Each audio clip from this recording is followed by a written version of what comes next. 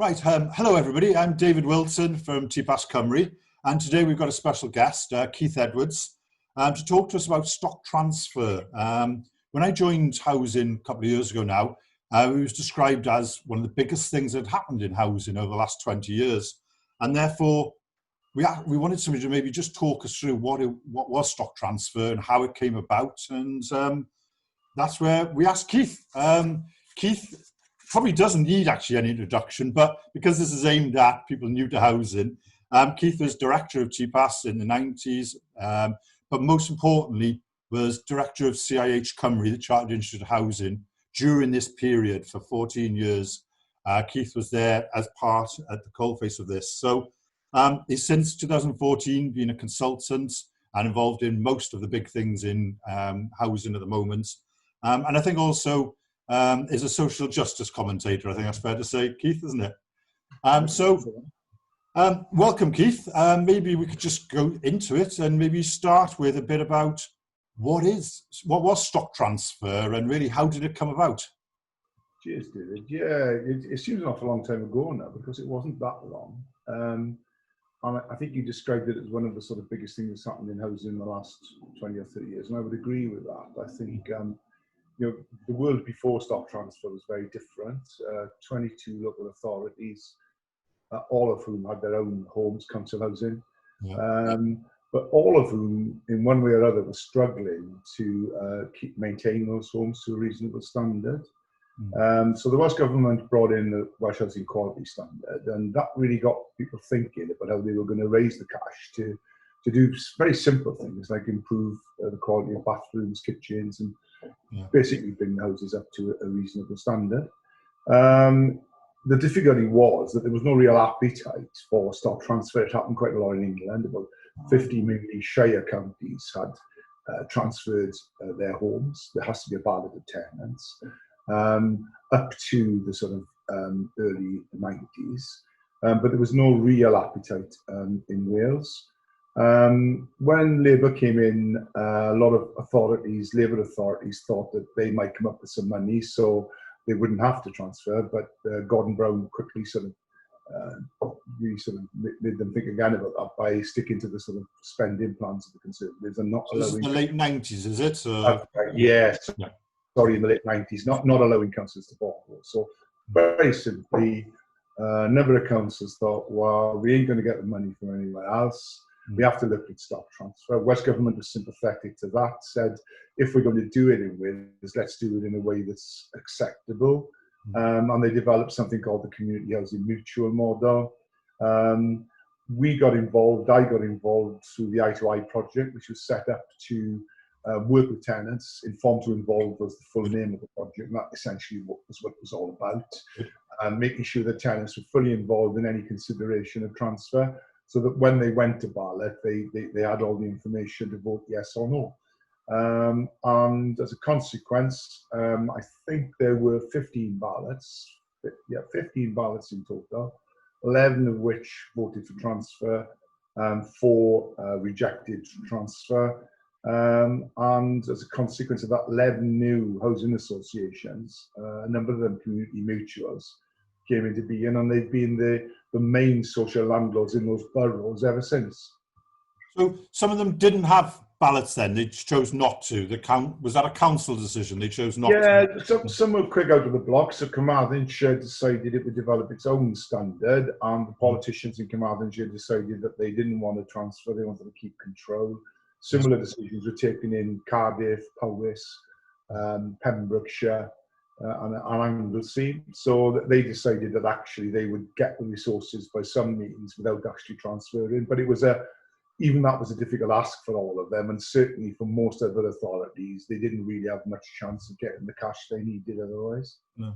So was it all or nothing then? So if it was a whole transfer into a new housing association, it wasn't transfer into a existing housing association or anything? Yeah, again, this was determined locally, but you're right, every single transfer was to a new association. There was little or no appetite for transfer to an existing housing association. Okay. I think local authority tenants had some suspicions about, rightly or wrongly, transferred into some of the housing associations. In fact, I did some work in Kensington and Chelsea fairly recently, and they were looking at management options, and unanimously the tenants didn't want to transfer to an existing housing association. So there's a real pattern across the UK on that. The ballots were whole stock ballots, so there was no sort of individual ballots, although previously where there has been stock transfer in Wales before this major programme in the 2000s. There were one or two localised transfers, Glyntaff Farm in RCP, the Oldford Estate in Welshpool. They were small localised transfers to existing housing associations as it happened. Okay, so so in terms of why some didn't vote or why did vote, was there any factors in there or any pattern or anything we could learn? I think, in some ways, if you were just looking at it as a financial, of all the ones who went to ballot, the finances said you will get the improvements much quicker and to a higher standard in effect than if you vote not to transfer. So in some ways the question was loaded, not loaded in a sort of in a corrupt way, but the resources came with stock transfer. Sure. But balancing that, there were a couple of things really that the people. First off, there was almost like a philosophical. We want to stay with the council. Sometimes, actually, the devil we know council. We'd rather stay with them because we've got the accountability, because we can elect councillors and we can have a direct say. That was one of the aspects. The other aspect was also, in a way, a financial one, and that was that the deal with Welsh Government was that to allow these organisations to borrow, there was an expectation that rent would rise above the rate of inflation. So those two factors. I was never one of the ones who felt it was like a sort of, it's a horrible phrase, but a no-brainer. I thought actually, if someone says they don't want to vote, they may not get their kitchens or bathrooms, or they may not get them as quickly. But it's perfectly rational for those reasons not to want to transfer. Yeah.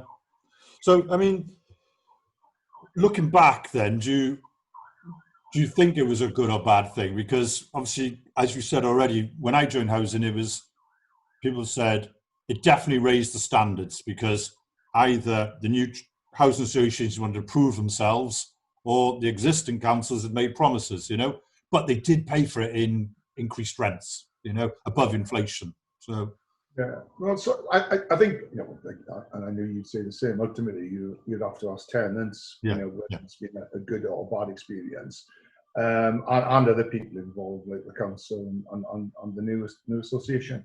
I think if I was standing back from it and looking at some of the sort of measurements that you would apply, if you like, whether it was successful, on the financial side, absolutely, Savills did a bit of work with us very early on, quantifying the amount of investment that would be needed, and the capacity of local authorities to actually deliver it. And looking at whether it was retained or transferred, there was a 5-to-1 ratio. That is, for every pound a local authority would have been able to spend, transfers were able to spend £5. So that's a huge order of magnitude. And when you bear in mind that we're talking about it was estimated at the time as being a £3 billion programme, and it's gone way beyond that. It's probably, they never stick to those prices, do they? Well, no, you got to be talking about a £5 billion programme, I would have thought, if you add everything up now. So, the maths on that are,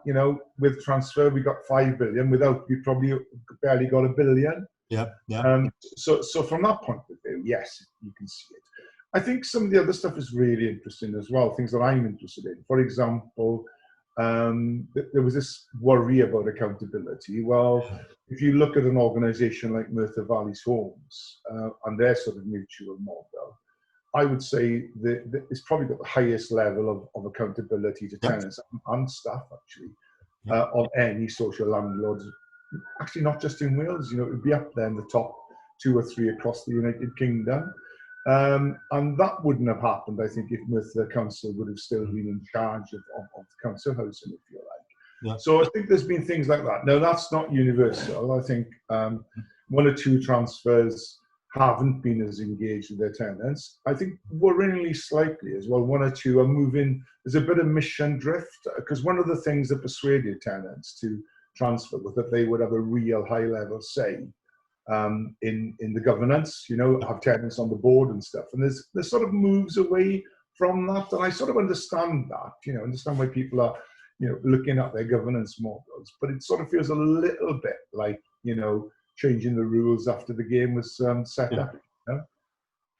Yeah, no, I would agree. I think there's something there about, we're seeing the councillors come off now who were part of that stock transfer, seeing paid boards and a more professional board, but with that comes maybe a loss of some of that voice there, So the other thing I've noticed is that some of the local authorities who did transfer are now making talk about coming back into the market. Admittedly, it's small scale with more specialist development to suit, certain local need. But, do you have a view on that? Do you think they should be coming back into the market?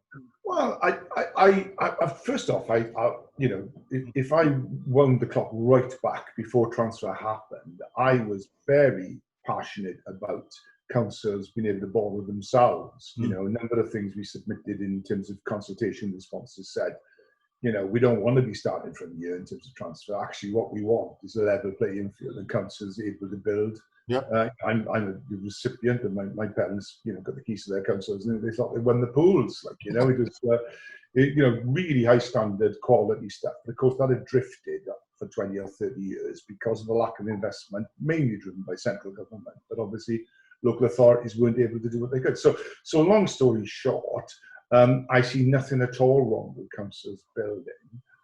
In fact, I think the ones who've still got their houses, I would absolutely encourage them to do it. I don't think necessarily I would do it the same way as I've always done it.